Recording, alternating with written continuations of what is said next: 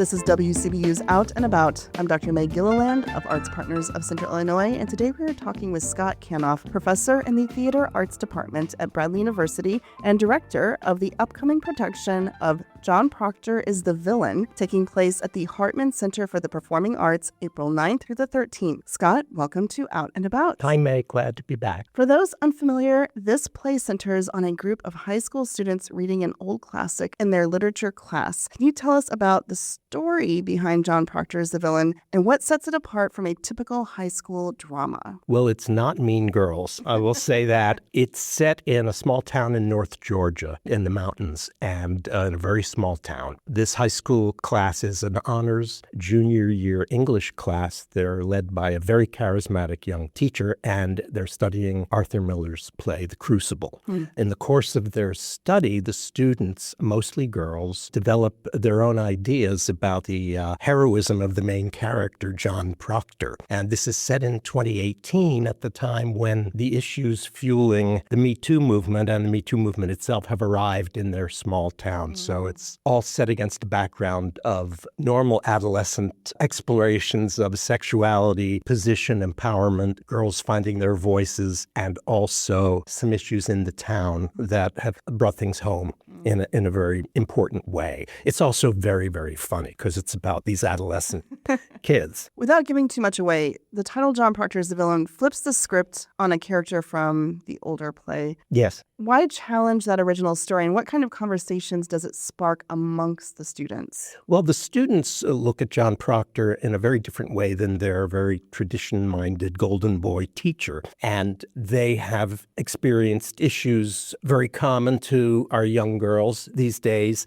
and as have their mothers. And as events in the town give them a different perspective, they come to regard this traditional hero of the American theater in a very different way. Well, you were telling me that this is a pretty timely play. Can you talk about what makes it feel so urgent and relevant right now, and what might surprise audiences when they see it? Well, I think the eloquence of the students, of the girls, and there are guys in the class too, but their ability to identify the issues that are confounding them and their struggle to find a place and a voice in a society that doesn't really recognize it, particularly in tiny, teeny, small-town America. And I think we tend to think of people in small towns sometimes as less informed or less affected by some of the things that are going on more nationally, and it's just not true. So a lot of chickens coming home to roost in this little town, and with, I think, really strong impact. And you were saying that this is also about to hit Broadway. It is. They've started performances on Broadway. The play is what we think of as a hot property. It's had dozens and dozens of productions around the country, mostly in colleges and small professional theaters.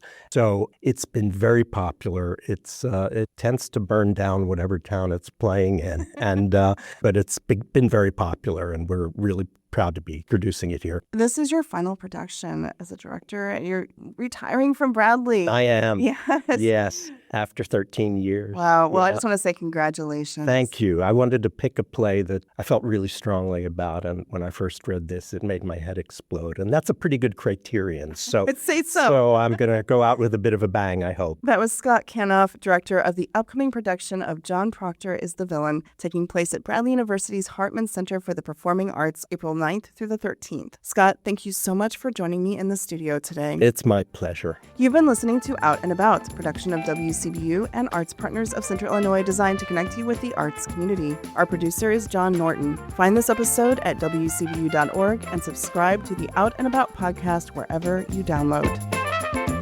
Support for arts and culture coverage on WCBU comes from PNC Financial Services. PNC is committed to supporting local art and culture events in the communities they serve.